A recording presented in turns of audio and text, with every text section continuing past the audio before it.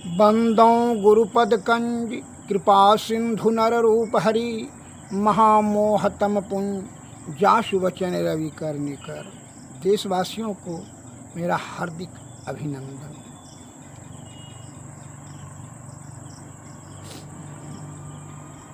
एक अंग्रेजी में कहावत आया है, एवरीथिंग से melts before that internal radiance.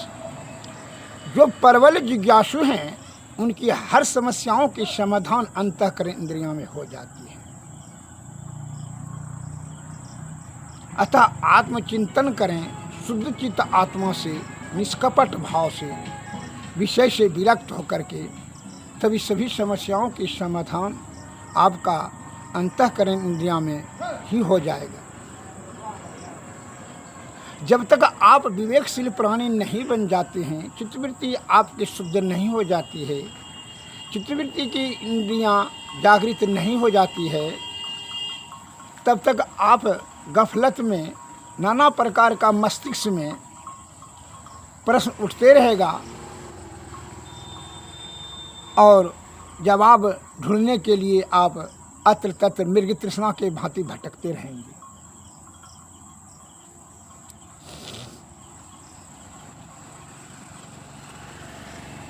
एक राजा बहुत पढ़ा लिखा नहीं था, लेकिन धर्मात्मा प्रवृत्ति का था। धर्म के प्रति बड़ी उनकी श्रद्धा थी। तो संत महात्मा का भी बहुत आदर सम्मान करते थे। वो अपने काजी साहब का, गुरु का भी सम्मान करते थे। काजी साहब कहा जाते हैं। तो अपने गुरु को उन्होंने कहा एक दिन, गुरुदेव यह बताने का कृपा करें, ईश्वर कहाँ बैठता है और किस ओर देखता है और क्या काम करता है? ये 3 प्रश्न। तो उनका काजी साहब अर्थात गुरु जिसको कहते हैं, काजी साहब ने कहा, ठीक है, इसका प्रश्न का जवाब देने के लिए हमको समय दीजिए, तब हम आपको बताएंगे। तो उन्होंने कहा ठीक है, लीजिए समय। वह घर चले गए काजी साहब और बहुत चिंता करने लगे प्रश्नों का जवाब। वो चिंता से बड़ा उदास रहने लगा। उनका नौकर ने, काजी साहब का जो नौकर था, काजी साहब का जो सेवा टहल करता था, वह बोला कि काजी साहब बहुत आप चिंतित हैं, क्या बात है? काजी साहब ने राजा साहब का ही प्रश्न रखा कि देखो भाई, ऐसा ऐसा प्रश्न किए हैं, अगर जवाब नहीं देंगे तो बड़ी अपमान होगा और राज दरबार से भी निकाल देगा। और हमारे दिमाग में यह प्रश्नों का जवाब नहीं आ रहा है। तो ये सब प्रश्न का साधारण जवाब है, जो चलिए ना हम ही दे देंगे जवाब। का तुम देने में सामर्थ्य हो? हाँ, हम जवाब दे देंगे। ये सब का आपका हम चला है तो हम जवाब देवे करेंगे। चलिए। वो कपड़ा लत्ता पहन करके राज दरबार में आए। राजा से बोले वो नौकरवा कि राजा साहब, ये छोटा मोटा प्रश्न का जवाब तो हम ही दे देंगे। और सुनिए, जवाब देने वाला तो बड़ा होता है प्रश्नकर्ता से, इसीलिए आपसे निवेदन है कि थोड़ा देर के लिए आप अपने कुर्सी पर बैठने दीजिए, सिंहासन में बैठने दीजिए और इधर आकर के आप सुनिए सब जवाब। क्योंकि ध्यान रहे, अगर जवाब सही नहीं मिलेगा तो आपको फांसी का सज़ा दे देंगे। कहा ठीक है, कोई दिक्कत नहीं, हम तैयार हैं, दे दीजिएगा फांसी का सज़ा। वो राजा साहब सिंहासन पर वो नौकरवा को बैठा दिया।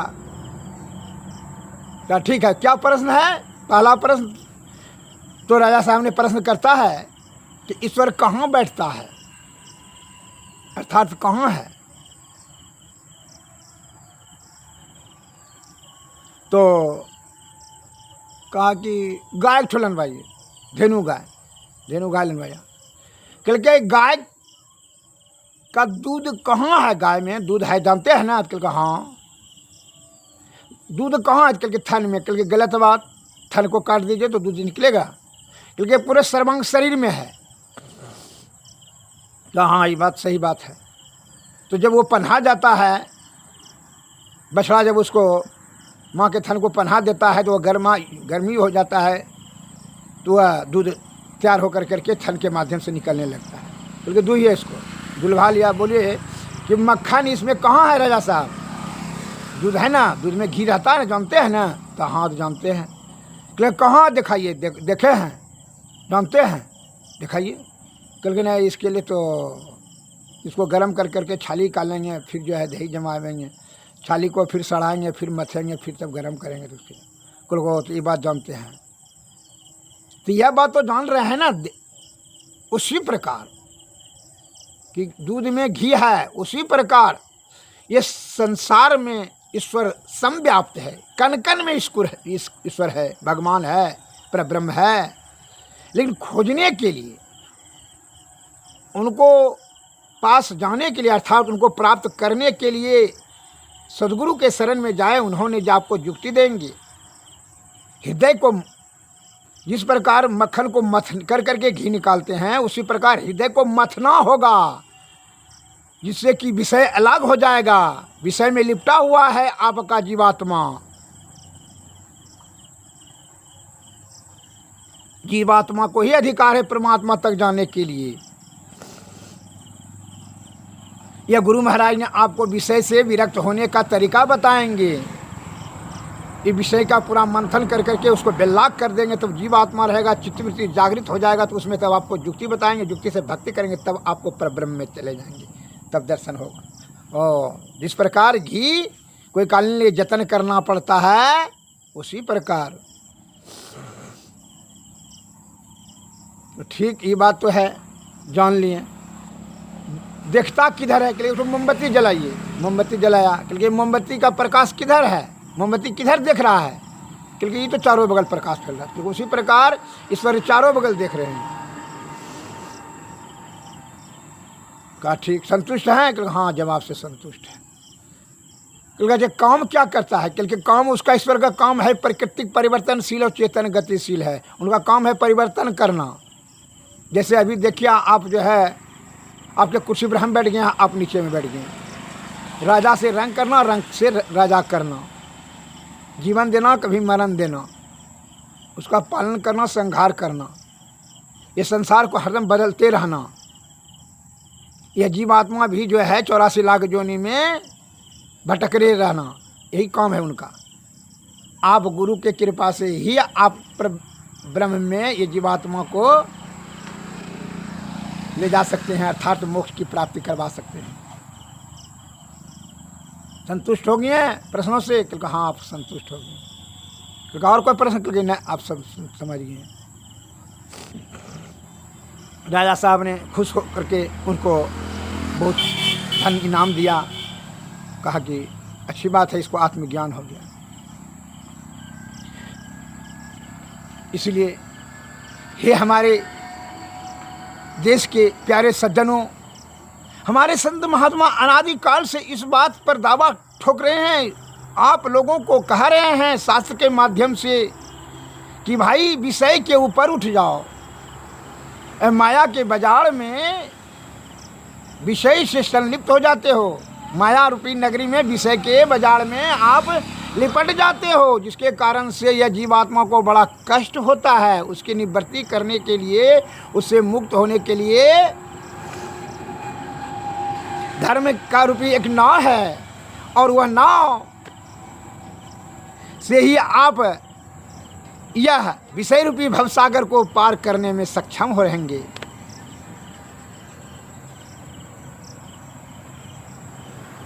तो धर्म का अवलंबन अर्थात नाव तैयार करना होगा।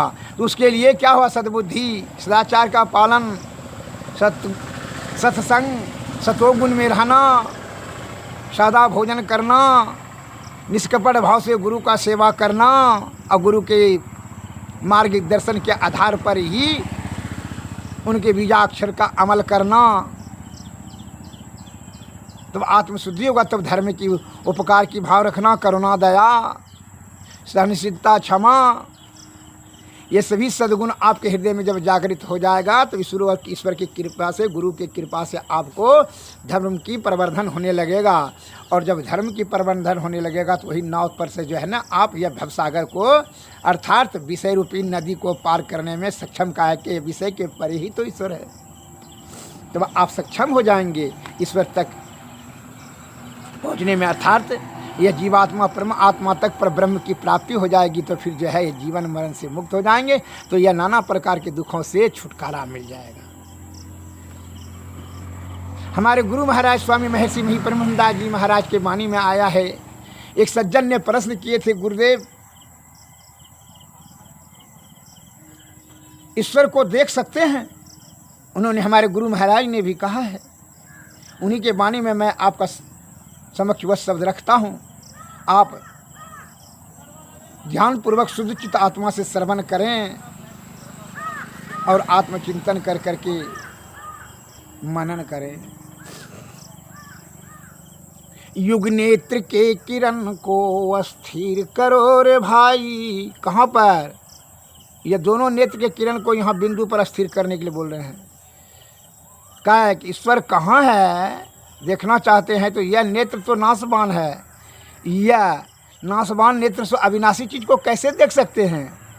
जैसे आपके बाप दादा बुद्धिजीवी विद्वान वैदों ने, बुजुर्गों ने कहा है, घी निकालने का तरीका दूध से, दूध तो आप देखते हैं लेकिन घी देखने के लिए जतन करना पड़ता है। उसको गर्म कीजिए, छाली कीजिए, फिर जो है उसको सड़ाइए, फिर उसको मथिए, फिर गर्म कीजिए, तब ना फिर घी निकलेगा। ये जी आपके बुजुर्गों ने बताया, आपके बुद्धिजीवियों ने बताया, आपके बाप दादाओं ने बताया,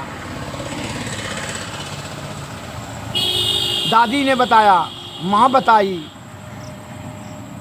नानी ने बताई, इत्यादि बुजुर्गों ने बताया कि घी ऐसे निकाला जाता है, तब आप घी निकालने के लिए सीखें। उसी प्रकार गुरु महाराज ही आपको बताएंगे, बता रहे हैं, यह वाणी के आधार से वही बता रहे हैं हमारे गुरु महाराज स्वामी महर्षि मही परमहंसदास जी महाराज ने कि युग नेत्र के किरण को अस्थिर करो रे भाई। कहाँ? ये बिंदु पर, बिंदु मतलब सूक्ष्म कण, यह दोनों नेत्र के किरण को यहाँ स्थिर कीजिए, तब क्या होगा? युग धार के मिलन से ज्योति जगेगी भाई। ज्योति में सर्वी व्यापक गुरु गम से सुनो भाई। तब क्या होगा? सूरत ने शब्द को खींच कर देगा प्रभु से मिलाई। कैसे? जिमी दूध के मथन से निकलेगी जतन से, तिम ध्यान के लगन से ब्रह्म को निहारो। अर्थात दोनों नेत्र के किरण को जब यहाँ बिंदु पर अस्थिर करेंगे तो क्या होगा? दोनों का जब नेत्र का किरण का एक धार में मिल जाएगा, वहाँ प्रकाशमान होगा, ज्योति में प्रकाश जगेगा। वही जब ज्योति में सर्वव्यापक गुरु गम से सुनो भाई, वही ज्योति में जो है प्रकाश, वही प्रकाश में गुरु महाराज कह रहे हैं उसको सुनो। वहाँ देखो नहीं, वहाँ सुनो। अनहद नाद जिसको कहते हैं, स्वयं शब्द उत्पन्न होने लगेगा, उसलिए सुनो कहते हैं। अतः सूरत ने शब्द को खींचकर, सूरत में ध्यान, हमेशा वही जो सुनेगा वहीं अनहद नाद में स्वयं भूत शब्द, तो क्या होगा? वही सूरत ने, सूरत में ध्यान जो हमेशा उसी पर रहेगा, तो सूरत ने शब्द को खींचकर, वही शब्द जो गुंजायमान होगा वहाँ प्रकाश में, तो वही शब्द ध्यान ने सूरत को, मतलब सूरत ने शब्द को, वही जो शब्द जो गुंजायमान होगा वही शब्द को खींचकर देगा प्रभु से मिलाई। अर्थात इसका अर्थ यह होता है कि यह जीवात्मा नीचे गिर गया है, तो ध्यान रूपी जो है रस्सी से वो खींच करके, सूरत ने शब्द को खींचकर, वही शब्द को खींचकर, जीवा शब्द जिसमें ना जीवात्मा, जीवात्मा को खींचकर नीचे गिर गया है। शब्द के गंभीरता को समझें। क्या कहा? आपके संत महात्मा बता रहे हैं, सूरत ने शब्द को खींचकर, ध्यान ने वो शब्द को, कौन शब्द को? ये जो मुंह से बोल रहे हैं यह शब्द नहीं, जो अनहद नाद में स्वयं शब्द उत्पन्न हुए वह शब्द को बता रहे हैं। स्वयं शब्द कहा जाता है, वह शब्द को खींचकर, इसका मतलब है शब्द कहिए या जीवात्मा कहिए या जीव कहिए या प्राण कहिए, सब एक ही बात है। पर्यायवाची शब्द में देख लीजिए। तो वह शब्द को खींच कर किसने? सूरत ने। ध्यान ने, सूरत ने वो शब्द को, इसका मतलब है कि बता रहा है इशारा आपको कि शब्द अर्थात जीवात्मा नीचे गिर गया है, विषय के दलदल में फंस गया है बेचारा, बड़ा ही निकलने के लिए छटपटाहट कर रहा है, बड़ी बेचैन और बेकाबू होते जा रहा है। ये यह आपके गुरु ने जो है बता रहे हैं, इशारा कर रहे हैं। इसलिए संत वाणी में आया है, संतन की मति अति गोई, इसे जाने नहीं कोई। संतों की मति में बुद्धि अति गोई, अति गंभीर होता है, इसे जाने नहीं कोई। साधारण बुद्धि वाला जो सतोगुण में रहेगा, नहीं रहेगा वही जानेगा, जिसको आत्मज्ञान वही जानेगा। जो छल कपट विषया आसक्त हो गया है, झूठ चोरी नशा हिंसा बेविचारी में फंस गया, लोभ मोह मद अहंकार तृष्णा भय क्रोध ईर्ष्या में फंस गया, वो थोड़े जानेगा ये सब शब्द, नहीं समझ सकेगा। सुन करके भी समझने आएगा तो आपको क्या करेगा? उपेक्षा का भाव से वो कुछ शब्द बोल देगा, उसका शब्द पर नियंत्रण नहीं होता है, उसका कोई शब्द का वैल्यूएशन नहीं है। इसलिए संत की कहा है, संतन की मति अति गोई, संतों का बुद्धि अति गंभीर होता है, उसे जाने नहीं कोई। इसको कोई नहीं जान सकता है। क्यों? जो कौन जानेगा? जो सत्य प्रवृत्ति में है, सबकी गंभीरता को समझता है, जिनको आत्मज्ञान हो गया है, आत्मशुद्धि है, तो आत्मज्ञान हो गया है, अर्थात विवेकशील छठी इंद्रियां जो जागृत हो गया है, वही सुन करके समझ सकेगा संत महात्माओं का बात को। तो क्या कहते हैं कि सूरत ने शब्द को खींच कर देगा प्रभु से मिलाई। उस ध्यान ने यह जीवात्मा को ऊपर खींच करके किसने का? प्रभु से मिलाई, अर्थात परब्रह्म से, ईश्वर से, भगवान से, अल्लाह से, गॉड से देगा मिलाई। कैसे? उदाहरण दिए हैं कि जिमी दूध के मथन से निकले घी जतन से, तिमी ध्यान के लगन से परब्रह्म है को निहारो।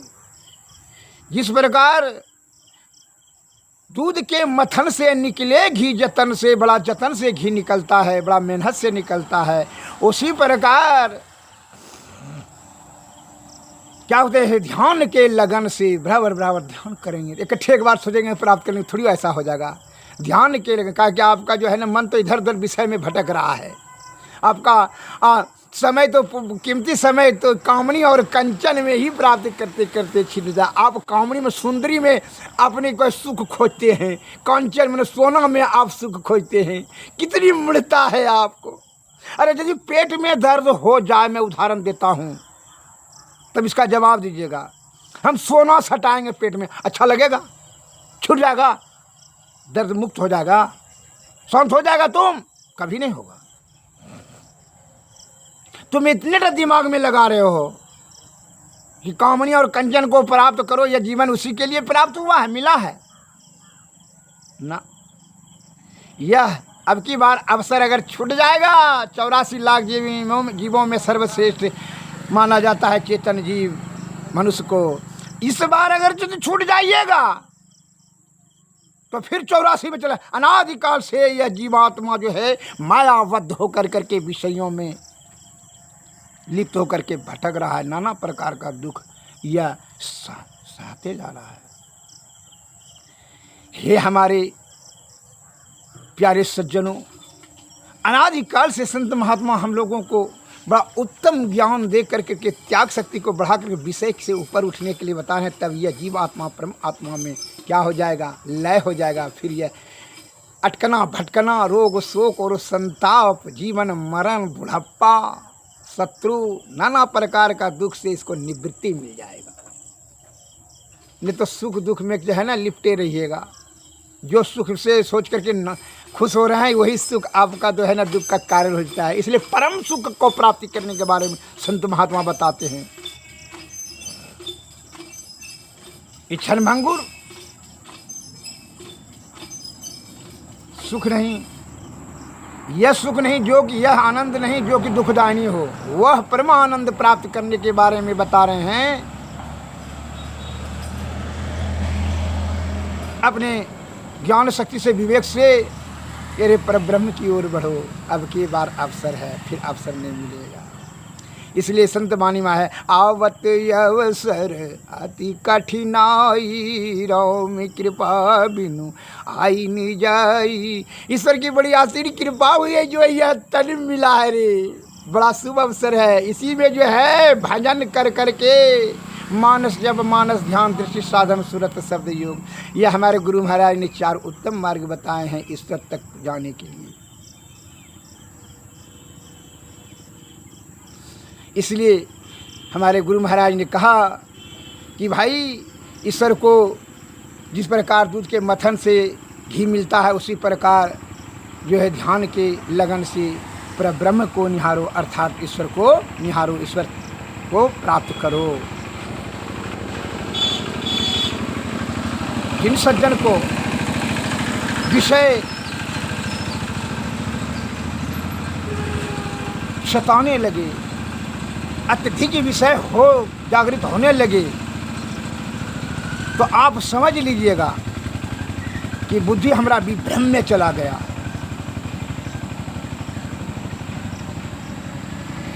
अब नाना प्रकार का कष्ट आपको होते ही चले जाएगा, विषया आसक्त हैं, विषय के परे उड़ जाइए।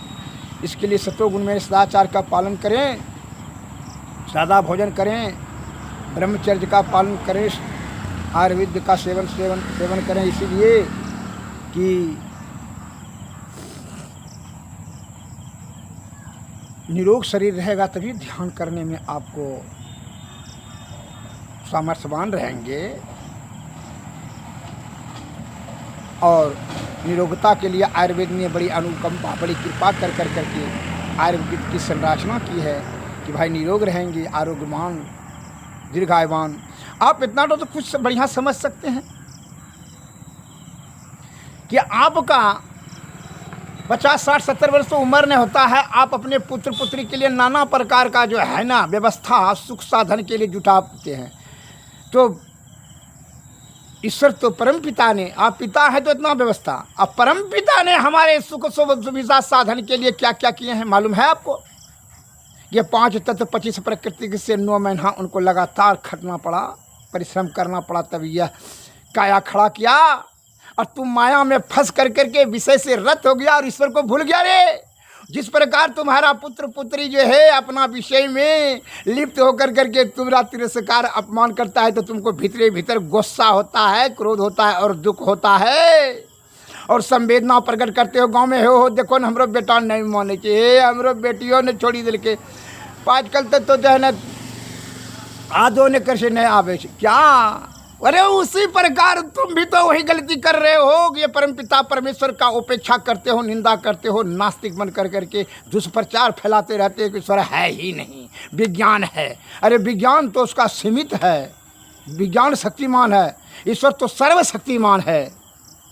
विज्ञान को यह शक्ति अभी नहीं मिला है कि ईश्वर के द्वारा बनाएगी कोई वस्तु को जो है उसका नकल कर करके भले कृत्रिम साधन प्रसाधन कर सकता है, लेकिन बना नहीं सकता है। विज्ञान को ऐसा थोड़ी शक्ति है कि मिट्टी से उठ कर करके कोई अंकुर या वृक्ष बना दे, एक बूंद खून तैयार कर दें, एक तो शुक्राणु तैयार कर दें, एक मुट्ठी मिट्टी तैयार कर दें, ऐसा कुछ नहीं बनेगा। उनका विज्ञान का काम है विशेष ज्ञान हुआ, लेकिन वह तो परम ज्ञानी है। इसलिए हे हमारे देश के प्यारे सज्जन, वह परम ज्ञानी ब्रह्म ज्ञानी जो शरीर को बनाया, उनके बारे में आपको क्या सोचना चाहिए? उनका स्मरण करें, उन्हीं के शरण में जाने का सदैव प्रयत्न करें। इसके लिए आपको सद्गुरु के शरण में जाना अति अनिवार्य है। यतन साधन मोक्ष के द्वारा, यहीं पायन परलोक सुधारा। बड़ी भाग्य मानुष तन पावा, असुर दुर्लभ सद ग्रंथ ही गावा। ग्रंथों में उल्लेख किया गया है कि देवता भी यह मनुष्य तन प्राप्त करने के लिए तरसते हैं। क्यों? इसलिए कि मनुष्य को एक ऐसे जीव है जिनको जो है वह ईश्वर तक पहुंचने में बहुत वो सक्षम सामर्थ्यवान है, उनको पावर दिया है। देवता भी तरसता है, वह जो है देवलोक तक में ही उनका सीमित है।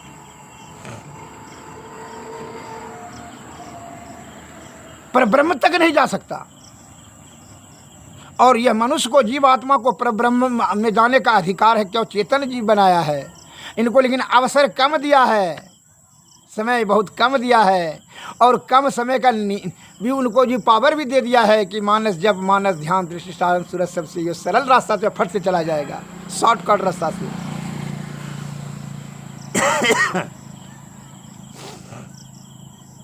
देशवासियों के लिए मैंने संत का शब्द रखा, सुविचार रखा। और आगे पाठ में, क्योंकि आपके प्रति बड़ी श्रद्धा है कि हमारा देश का भाई विषय रूपी दलदल में फंस कर के बड़ा नाना प्रकार का कष्ट उठाता है, यही हमको चिंता होता है। इसीलिए मैं चाहता हूँ कि हृदय से कि आप निरोग रहें और स्वस्थवान रहें, दीर्घ आयुमान रहें और धर्म का अवलंबन, धर्म रूपी नाव पर सवार होकर करके विषय रूपी नदी को पार कर करके परब्रह्म तक चलेगा। यही हमारी हार्दिक कामना है, दूसरा कुछ नहीं। फिर अवसर नहीं मिलेगा भाई। बड़ी सौभाग्य से आपको ईश्वर ने बड़ी कृपा कर करके यह तन दिया है मनुष्य तन। 84 लाख जीवों में परिभ्रमण करते करते योनि में मार्ग में भटकते भटकते आज आप अटके हैं, और इसको भी आप नष्ट कर दीजिएगा। यही सोच करके, जिस प्रकार आप देखते हैं आयुर्वेद सर्वश्रेष्ठ महाऔषध है, लेकिन इसका परित्याग कर करके आप विदेशी पूंजीपति और पाखंडियों उखंडियों का बहकावे में आकर करके ये शरीर को जो है ना डैमेज कर देते हैं। नाना प्रकार का दवाई खा करके आधे उम्र में समाप्त हो जाते हैं। नाना प्रकार का जो है ना भीषण सब बीमारी उत्पन्न कर देते हैं, किडनी तो हार्ट लीवर सब डैमेज।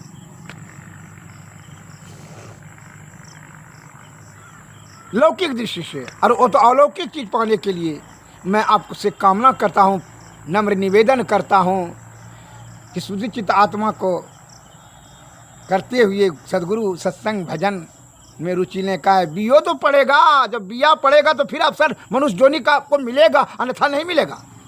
क्या है, आप सोच करके देखिए कि बेटा चाठो अब है, अगर यदि जो बेटा आपका सम्मान करता है, इज्जत कदर करता है, अर्थात आपका स्मरण करता है, तो आप उसको बेटा पर विशेष ध्यान देते हैं, उसको आशीर्वाद देते हैं, अर्थात कमाई पूंजी देते हैं। जो नालायक रहता है, उदंड रहता है, उसको आप क्या करते हैं, उसको दुत्कार देते हैं, भागो, गला गलोच कर करके हटा दो, भागो तू नालायक है।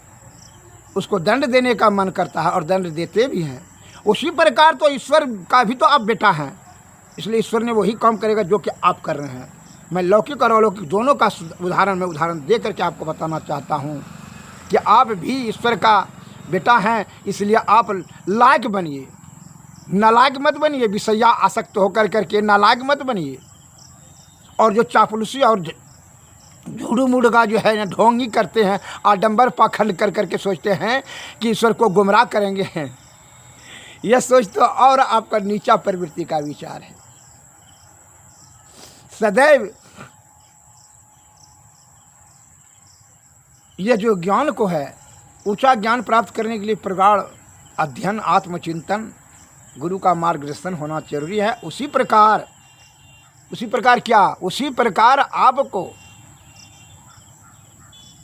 अगर उसको नहीं करेंगे प्रयत्न तो नीचा प्रवृत्ति नीचे विषय की ओर गिर जाएगी। उसी प्रकार सदैव आपको प्रयत्नशील करना चाहिए। सत्संग भजन करें, सद्गुरु के शरण में जाएं, तब उत्तम गति प्राप्त होगा। उन्होंने युक्ति बताएंगे, भक्ति से तब मुक्ति होगा। जय हिंद, जय भारत, नमस्कार, धन्यवाद।